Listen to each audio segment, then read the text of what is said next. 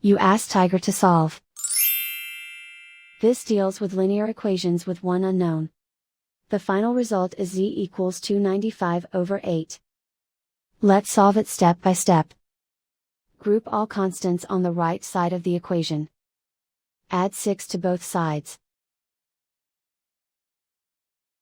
Simplify the arithmetic.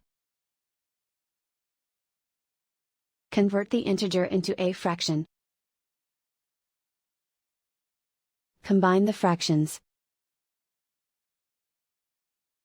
Combine the numerators.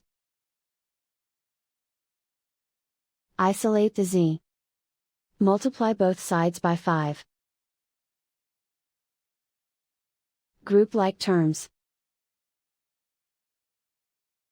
Multiply the coefficients. Simplify the fraction. Multiply the fractions.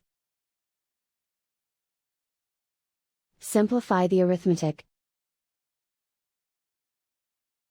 And so the final result is z equals 295 over 8.